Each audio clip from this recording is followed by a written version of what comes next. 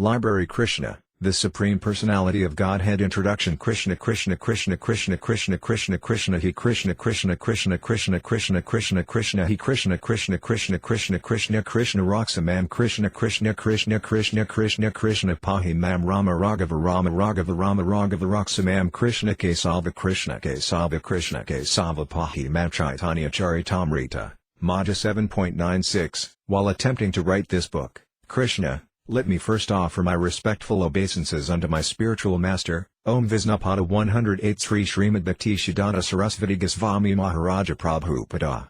Then let me offer my respectful obeisances to the Ocean of Mercy, Lord Sri Krishna Chaitanya Mahaprabhu.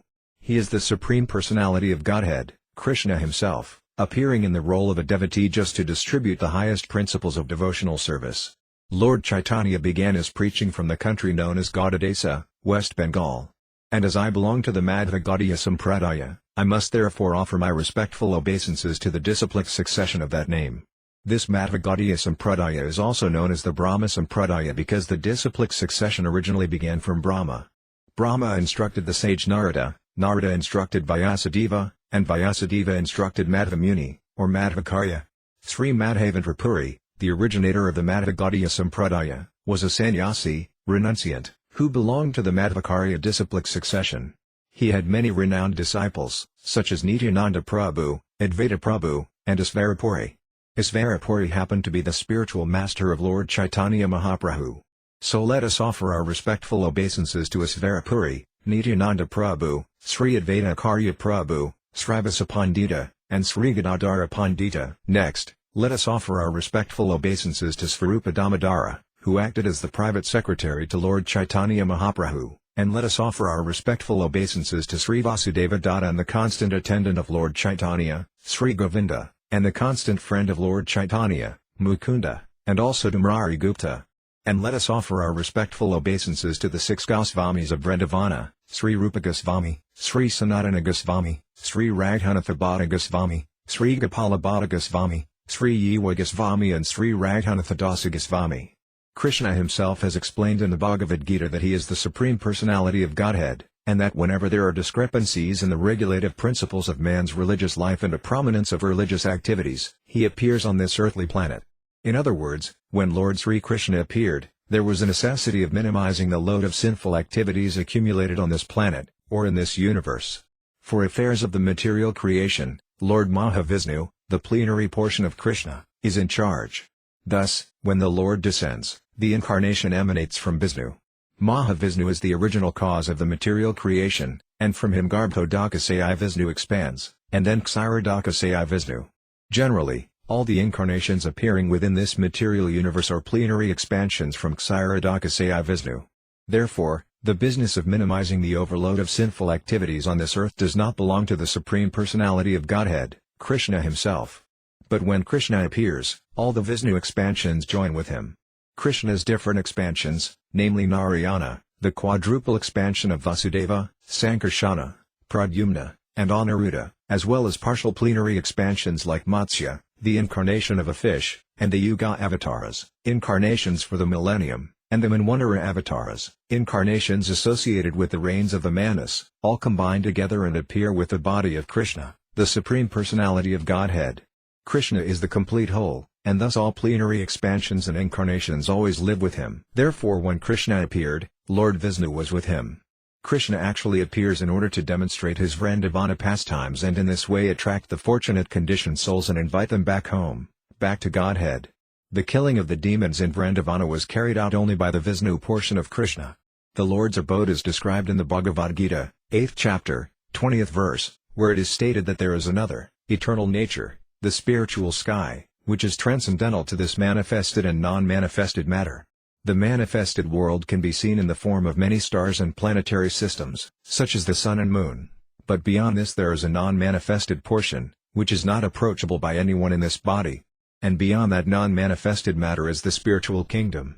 That kingdom is described in the Bhagavad Gita as supreme and eternal, never to be annihilated. This material nature is subjected to repeated creation and annihilation. But that part, the spiritual nature, remains as it is, eternally. The supreme abode of the Personality of Godhead, Krishna, is also described in the Brahma Samhita as the abode of Kantamani. That abode of Lord Krishna, known as Goloka Vrindavana, is full of palaces made of touchstone. There the trees are called desire trees, and the cows are called Surabhi. The Lord is served there by hundreds and thousands of goddesses of fortune. His name is Govinda, the primeval Lord, and he is the cause of all causes. There the Lord plays his flute, his eyes are like lotus petals, and the color of his body is like that of a beautiful cloud. On his head is a peacock feather. He is so attractive that he excels thousands of cupids. Lord Krishna gives only a little hint in the Gita of his personal abode, which is the supermost planet in the spiritual kingdom. But in Śrīmad-Bhāgavatam Krishna actually appears with all his paraphernalia and demonstrates his activities in Vrindavana, then at Mathura, and then at Dvaraka.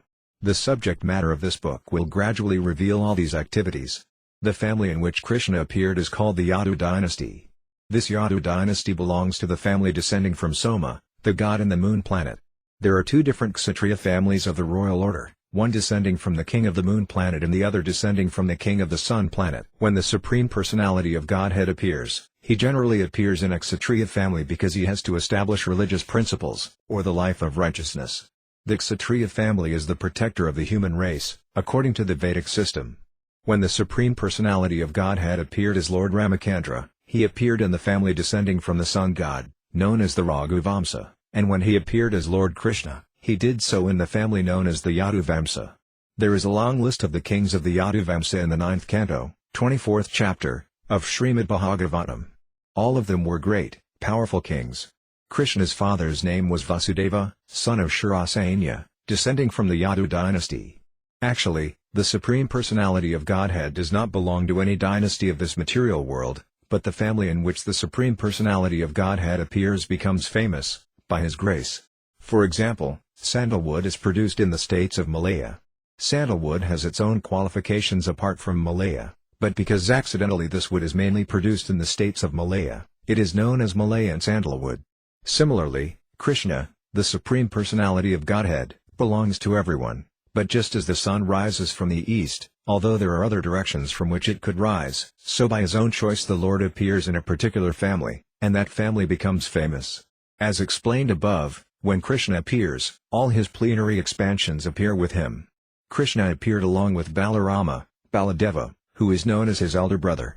Balarama is the origin of Sankarsana, of the quadruple expansion. Balarama is also the plenary expansion of Krishna. In this book, the attempt will be made to show how Krishna appeared in the family of the Yadu dynasty and how he displayed his transcendental characteristics. This is very vividly described in Śrīmad-Bhāgavatam, specifically, the 10th Canto, and thus the basis of this book will be the 10th Canto of Śrīmad-Bhāgavatam. The pastimes of the Lord are generally heard and relished by liberated souls. Those who are conditioned souls are interested in reading stories of the material activities of some common man. Although similar narrations describing the transcendental activities of the Lord are found in Śrīmad-Bhāgavatam and other Puranas, the conditioned souls still prefer to study ordinary narrations. They are not so interested in studying the narrations of the pastimes of the Lord, Krishna. And yet the descriptions of the pastimes of Lord Krishna are so attractive that they are relishable for all classes of men. There are three classes of men in this world. One class consists of liberated souls, another consists of those who are trying to be liberated, and the third consists of materialistic men. Whether one is liberated or is trying to be liberated, or is even grossly materialistic, the pastimes of Lord Krishna are worth studying. Liberated souls have no interest in materialistic activities. The impersonalist theory that after liberation one becomes inactive and need not hear anything does not prove that a liberated person is actually inactive. A living soul cannot be inactive. He is active either in the conditioned state or in the liberated state. A diseased person, for example, is also active, but his activities are all painful. The same person, when freed from the diseased condition, is still active, but in the healthy condition the activities are full of pleasure. Similarly, the impersonalists only seek to get free from the diseased, conditioned activities, but they have no information of activities in the healthy condition. Those who are actually liberated and in full knowledge take to hearing the activities of Krishna. Such engagement is pure spiritual activity. It is essential for persons who are actually liberated to hear about the pastimes of Krishna. That is the supreme relishable subject matter for one in the liberated state. Also, if persons who are trying to be liberated hear such narrations as the Bhagavad Gita and Śrīmad-Bhāgavatam, then their path of liberation becomes very clear. The Bhagavad Gita is the preliminary study of Śrīmad-Bhāgavatam. By studying the Gita, one becomes fully conscious of the position of Lord Krishna, and when he is situated at the lotus feet of Krishna, he understands the narrations of Krishna as described in Śrīmad-Bhāgavatam. Lord Chaitanya has therefore advised his followers that their business is to propagate Krishna Katha. Krishna Katha means narrations about Krishna. There are two Krishna Kathas, narrations spoken by Krishna and narrations spoken about Krishna. The Bhagavad Gita is the narration or the philosophy on the science of God, spoken by Krishna himself. Śrīmad-Bhāgavatam is the narration about the activities and transcendental pastimes of Krishna. Both are Krishna Katha. It is the order of Lord Chaitanya that Krishna Katha should be spread all over the world, because if the conditioned souls, suffering under the pangs of material existence, take to Krishna Katha, then their path of liberation will be open and clear. The purpose of presenting this book is primarily to induce people to understand Krishna or Krishna Katha, because thereby they can become freed from material bondage. This Krishna Katha will also be very much appealing to the most materialistic persons because Krishna's pastimes with the gopis, cowherd girls, are exactly like the loving affairs between young girls and boys within this material world. Actually, the sex feeling found in human society is not unnatural because this same sex feeling is there in the original personality of Godhead. The pleasure potency is called Srimati Radharani. The attraction of loving affairs on the basis of sex feeling is the original feature of the Supreme Personality of Godhead, and we, the conditioned souls, being part and parcel of the Supreme, have such feelings also, but they are experienced within a perverted, minute condition. Therefore, when those who are after sex life in this material world hear about Krishna's pastimes with the gopis, they will relish transcendental pleasure, although it appears to be materialistic. The advantage will be that they will gradually be elevated to the spiritual platform. In the Bhagavatam it is stated that if one hears the pastimes of Lord Krishna with the gopis, from authorities, with submission, then he will be promoted to the platform of transcendental loving service to the Lord, and the material disease of lust within his heart will be completely vanquished. In other words, such hearing will counteract material sex life. This book, Krishna, which is filled with Krishna Katha, will thus appeal equally to the liberated souls and to persons who are trying to be liberated, as well as to the gross, conditioned materialist. According to the statement of Maharaja Pariksit, who heard about Krishna from Sukadeva Goswami, Krishna Katha is equally applicable to every human being, whatever condition of life he is in. Surely everyone will appreciate it to the highest magnitude. But Maharaja Pariksit also warned that persons who are simply engaged in killing animals and in killing themselves may not be very much attracted to Krishna Katha. In other words, ordinary persons who are following the regulative moral principles of scriptures, no matter in what condition they are found, will certainly be attracted, but not persons who are killing themselves. The exact word used in Śrīmad-Bhāgavatam is pasigna, which means one who is killing animals or killing himself. Persons who are not self-realized and who are not interested in spiritual realization are killing themselves, they are committing suicide. Because this human form of life is especially meant for self-realization, by neglecting this important part of his activities one simply wastes his time like the animals. So he is a pasigna. The other meaning of the word refers to those who are actually killing animals. This means persons who are animal eaters, even dog eaters, for they are all engaged in killing animals in so many ways, such as hunting and opening slaughterhouses. Such persons cannot be interested in Krishna Katha. King Pariksit was especially interested in hearing Krishna Katha because he knew that his forefathers, particularly his grandfather, Arjuna, were victorious in the great battle of Kṛṣṇa only because of Krishna. We may also take this material world as a battlefield of Kṛṣṇa. Everyone is struggling hard for existence on this battlefield, and at every step there is danger. According to Maharaja Pariksit, the battlefield of Kṛṣṇa was just like a vast ocean full of dangerous animals. His grandfather Arjuna had to fight with such great heroes as Bhisma, Drona, Karna and many others who were not ordinary fighters. Such warriors have been compared to the Timingila fish in the ocean. The Timingila fish can very easily swallow up big whales.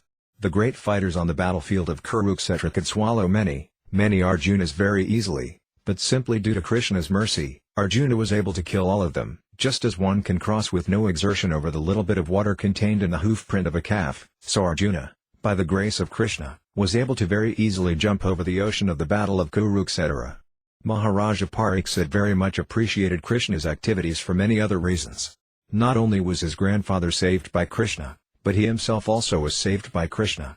By the end of the battle of Kṛṣṇa, all the members of the Kuru dynasty, both the sons and grandsons on the side of Dhritarashtra and those on the side of the Pandavas, had died in the fighting.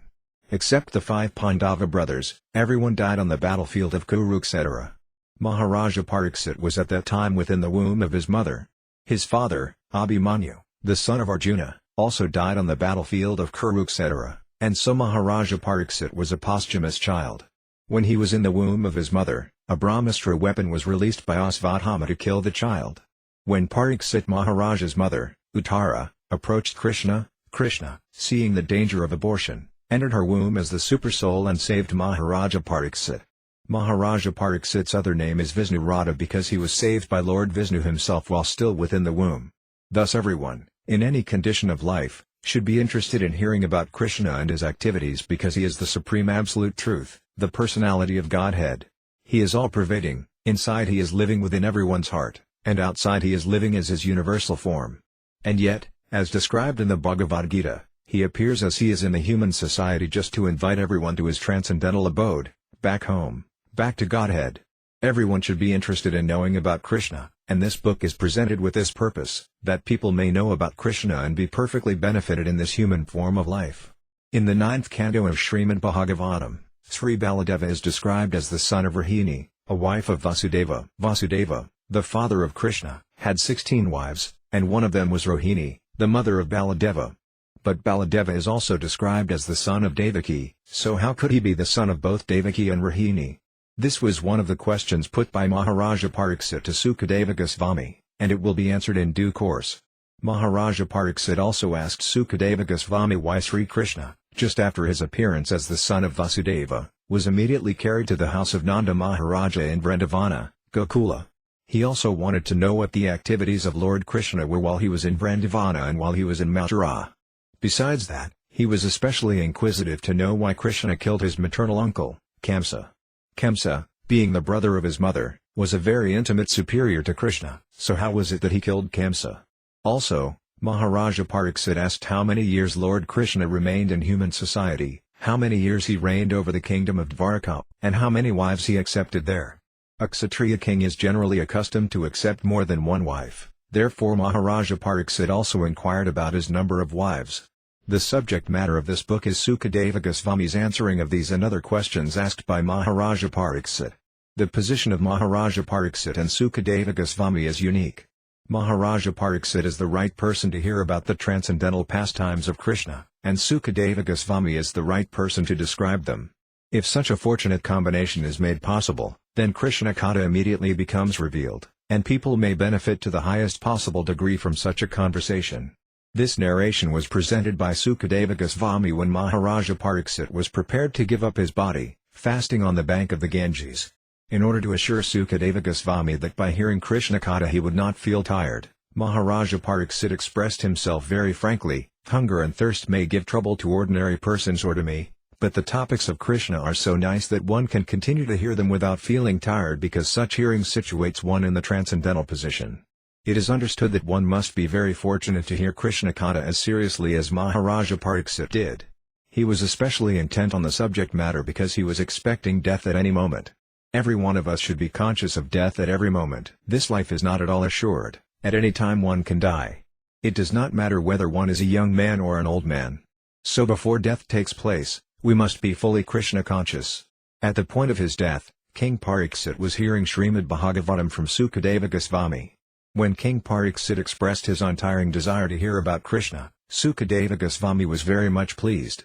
Sukadeva was the greatest of all Bhagavata reciters, and thus he began to speak about Krishna's pastimes, which destroy all inauspiciousness in this age of Kali. Sukadeva Goswami thanked the king for his eagerness to hear about Krishna, and he encouraged him by saying, "My dear king, your intelligence is very keen because you are so eager to hear about the pastimes of Krishna." He informed Maharaja Pariksit that hearing and chanting the pastimes of Krishna are so auspicious that the processes purify the three varieties of men involved: he who recites the transcendental topics of Krishna, he who hears such topics, and he who inquires about him. These pastimes are just like the Ganges water, which flows from the toe of Lord Vishnu. They purify the three worlds, the upper, middle and lower planetary systems.